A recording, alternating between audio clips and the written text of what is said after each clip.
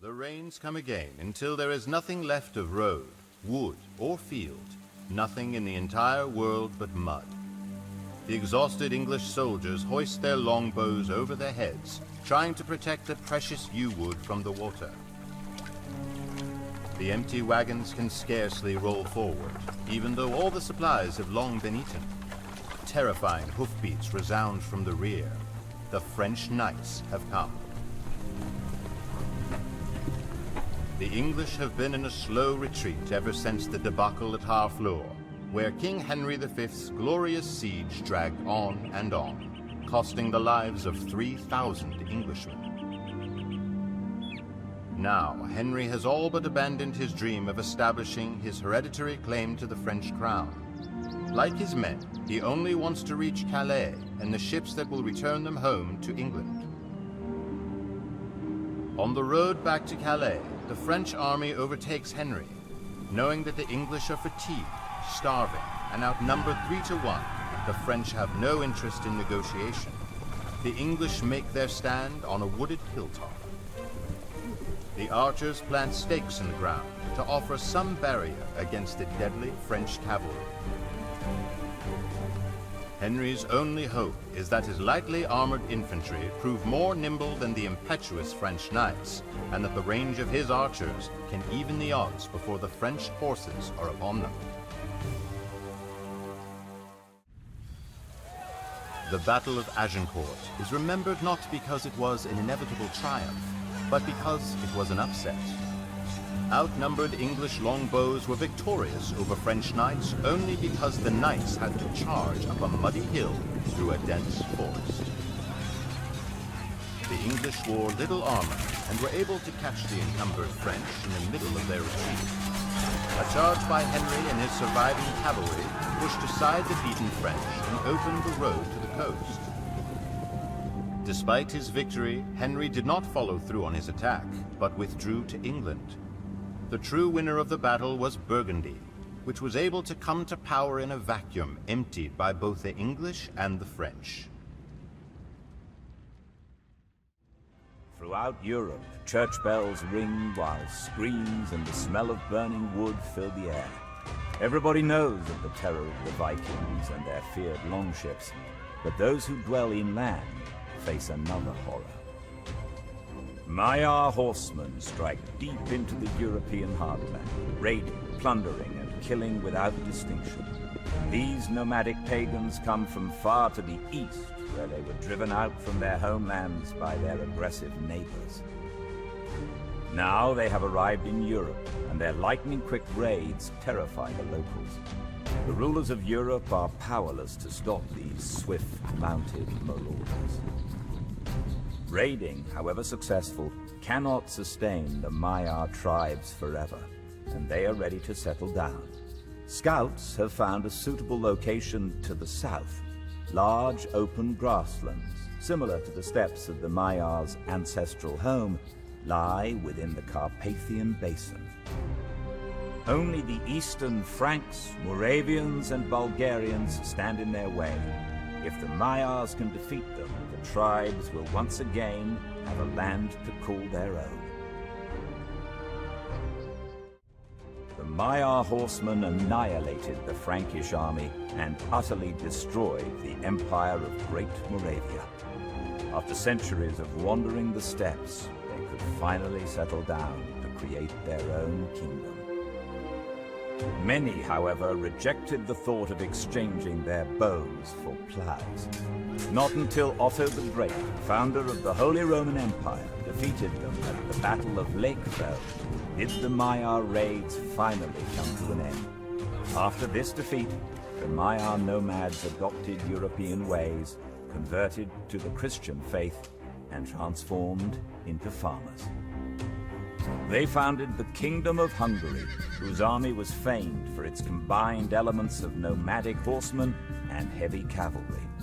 For centuries, Hungary would stand firm as the frontier stronghold of Europe, resisting invaders from the east, invaders much like the first Magyar raiders who ventured into Europe. As the Mongols descend on the Near East, the Turkish Sultanate of Rum is on its last legs and will likely soon crumble. Several Turkish chiefs in Anatolia, called Beys, are ready to seize the Sultan's lands. Their warriors are hardy and fierce, untamed by the niceties of the Rum court. Once the Sultanate is theirs, nothing will stop their further expansion west into Byzantine lands. The most fierce of the Turkish Beys is Osman, the Bone Breaker, a reputable man who claims to have been given the authority to rule over the world by God himself.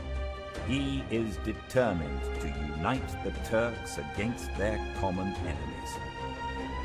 Facing Osman is the proclaimed savior of the Byzantine Empire, Roger de Flor, a former Knight Templar and commander of the Catalan Company of Mercenaries. Years of service fighting for the lords and princes of Europe have made him and his soldiers hardened veterans. The future of Europe and the Middle East will be decided by the outcome of the battle between these two great men. Roger de Flor proved to be a match for Osman. He managed to defeat Turkish armies on several occasions and almost drove them out of Anatolia. Just as de Flor neared his greatest victory, he was betrayed. The jealous Byzantine nobles, fearing that de Flor would take the reconquered lands for himself, ordered his assassination. In retaliation, de Flor's Catalan company ravaged Byzantine Anatolia and Greece before returning home with the body of their esteemed commander. With de Flor finally gone, Osman could complete his conquests and consolidate his power. The other Turkish beys soon acknowledged his rule, and he founded his own empire that would bear his name, Osmanli Devleti, the Ottoman Empire. The steady splashing of oars of 200 ships striking the water drowns out all other sound. The most powerful fleet ever assembled by Don Juan of Austria and his allies in Venice sails under the burning light of dawn towards a final encounter with the Ottoman Turks. The Turkish army has greatly expanded its empire, adding North Africa and Mesopotamia to the Turkish holdings in Anatolia, but has finally been turned back by a staunch defense of Hungary. Undaunted, the Turks turn their attention to the Mediterranean, where they intend to break the Christian naval powers of Venice and Spain. Now, 200 rowed galleys and 6 heavy galleasses lumber into the Bay of Lepanto to meet the 270 galleys of the Turkish fleet. The ships draw up with scarcely 5 miles separating the distance between them. A storm of arrows darkens the sky, and the drone of splashing oars is finally drowned out by the thunder of cannon. The heavy Venetian galleasses broke through the Turkish lines and trampled over the smaller ships of the Turks. But there were too few of the galleasses to win the battle on their own. The Spanish and Venetians attempted to grapple and board the Turkish ships, where the superior experience and weapons of the Christian sailors could be brought to bear. As the day wore on, the Turkish juggernaut began to run out of strength. Scores of Turkish galleys were dashed on the rocks, and others sank to the bottom of the bay. Less than 50 Turkish ships survived the battle. Lepanto was not the climax of the conflict between the Christians and the Turks on the Mediterranean, but it was a turning point. The Turks had difficulty rebuilding their fleet back to its former size, while the Christians continued to update their fleets with the latest technological advancements, ensuring a decisive military advantage for further encounters on the high seas. Deus Lavolt! God wills it! This zealous shout resounds throughout Europe as news spreads of a third crusade, called by the Pope himself. 3 of Europe's most renowned rulers have sworn to fight: Frederick Barbarossa of the Holy Roman Empire, Philip Augustus of France, and Richard the Lionheart, King of England. While the Emperor Barbarossa marches his army across Europe, the kings of France and England sail to the Holy Land. Richard's journey, however, is as adventurous as one can expect of someone known as the Lionheart. A Mediterranean storm scatters the English fleet and shipwrecks many of Richard's ships on the island of Cyprus. The island's ruler and rebellious Byzantine lord, Isaac Komnenos, has taken the stranded English prisoner. Among the captured is Richard's very own sister. Richard is determined to punish Komnenos for this insult, but he also sees opportunity in these unfortunate events. Cyprus is an island of great strategic value. If the English can capture it, Cyprus could be used as a naval base for the crusade and raids on the wealthy Muslim trade ships. Richard's combined naval and land operations proved to be successful, and Cyprus was swiftly taken by the Crusaders. Isaac was thrown into the dungeons, and Richard crowned himself king of the island. Richard then sailed east to resume his crusade. Upon his arrival in the Holy Land, however, Richard discovered that he alone remained to lead the crusade. Barbarossa had drowned crossing an Anatolian river, and Philip Augustus had returned to France with an illness. Despite these setbacks, Richard proved more than capable of the task ahead, matching wits with the famed Saladin. Richard is remembered as a brave warrior, a skilled commander, and a righteous king, renowned for his patronage of poetry as well as his martial exploits. He remains the ideal of the romantic chivalric knight and an iconic figure in both England and France. Minarets of dust twist upwards as horse hooves strike the fractured earth. Thousands of Seljuk Turks stream across the Anatolian plateau to converge on the walled town of Manzikert, which was recently recaptured by the Byzantine army. The Byzantines are the heirs of Rome, and their armored cataphracts and legions of disciplined swordsmen can smash aside the light-armored Turkish horse archers, provided they can catch them. However, an unlikely turn of events has greatly improved the Turks' chances for victory. The Byzantine army is racked by treachery and deceit from within. One day, a band of mercenaries deserts the Byzantines. On another, the army's second-in-command leads a treacherous conspiracy against the commanding general. If the Turks can somehow turn the splintering factions against the Byzantine army, they may overcome a better equipped and better trained enemy. As long as the sun was in the sky, the Byzantine army could fight the Turks back towards their camp. When dusk settled over Anatolia, however, the Turks could harass the ponderous Byzantine cavalry as it withdrew to Manzikert. When they could stand no more of this torment, the Byzantine flanks collapsed into a full rout, and the Turkish horse archers pounced for a quick kill. The Battle of Manzikert was not lost due to the poor performance of soldiers or commanders, but through Byzantine treachery. Deceit from within the armies disrupted the chain of command, as factions feuding for control of the throne in Constantinople betrayed their armies at the front. A much weakened Byzantium was then forced to call the rest of the Christian West for help, leading to the Crusades. The Byzantine Empire lingered for another 4 centuries, but in only a shadow of its former glory. 73 long years have passed since thousands of nomadic riders flooded the eastern borders of Persia, defeated the Persian army, and killed the Shah himself. The invaders plunged deep into the heartland of the empire. The weakened Persians had no choice but to give in to the outrageous demands of tribute imposed by the White Huns. Now Khosrau, the grandson of the slain Shah, is ready to take revenge for the eternal shame cast upon his empire. Persian heralds visit the four corners of the empire to gather one of the largest armies this world has ever seen. But even with an army that could fill the space between the Zagros and the Alborz mountain ranges, the white Hunnic horse archers will not be easily beaten. Khosrau knows that perhaps the only way to ensure victory is to ally with another nomadic people, the Gökturks. These nomads from lands hardly touched by civilization hate the White Huns as much as the Persians do. They are as tough and hardy as the White Huns, and most importantly, can strike the Huns from their rear.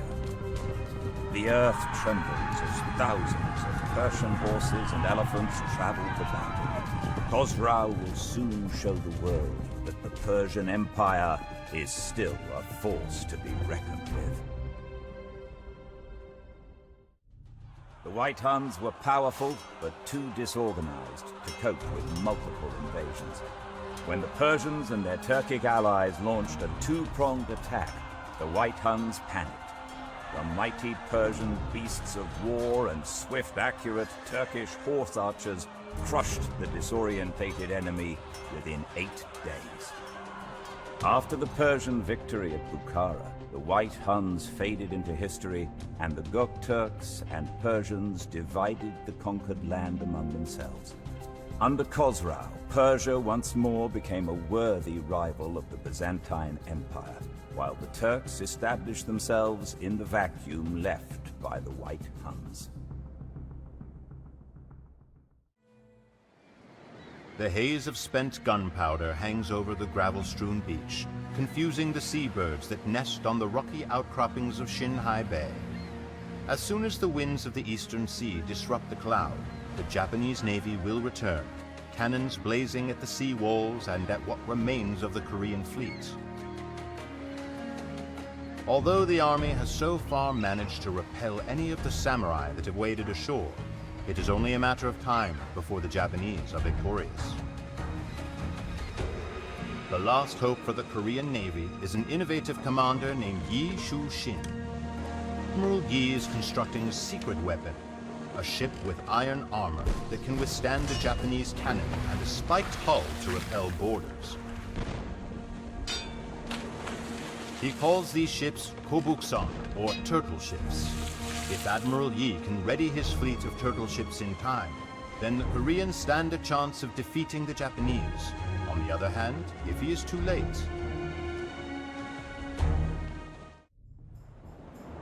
The Japanese were unable to establish a base in either China or Korea. Therefore, all supplies and reinforcements had to come from the Japanese islands themselves. Once Admiral Yi destroyed the Japanese navy, the samurai armies were left isolated, and the invasion ended. Yu Shi-shin died in the battle, but the Japanese commander Hideyoshi died soon after, and with him the lust for Japanese conquest. The possibility of a Japanese empire in Eastern Asia in the 16th century died under the guns of slow but deadly armored Korean warships. In the distance, wooden towers as tall as giants take shape in the dense morning fog that hovers over the vast Poyang Lake. These wooden islands, each carrying 2,000 or 3,000 men and horses, are tall enough to scale city walls. Their target is the Ming city of Nanchang. The Mongol Yuan dynasty is on the verge of collapse, and Chinese warlords are eager to take its place. The Han want to make use of the fighting between their rivals, the Ming and the Wu, to launch a surprise attack on the Ming and seize the Yangtze region from them. The Ming, however, are not prepared to surrender Nanchang so easily. Their army sails north to face the Han. The Ming general, Zhu Yuanzhang, is outnumbered, but he is determined to thwart the Han ambitions.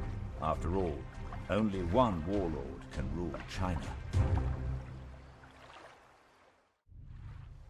Although vastly outnumbered by the large Han tower ships, the smaller and more maneuverable Ming vessels were better suited for the shallow water.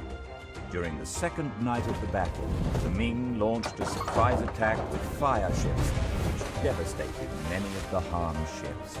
Thousands of Han soldiers drowned or burned alive. The Ming victory secured their position as the strongest faction in China. In time, they conquered the Middle Kingdom, ending a century of Mongol domination. The new dynasty ruled China for nearly 3 centuries, ushering in a great age of prosperity and stability.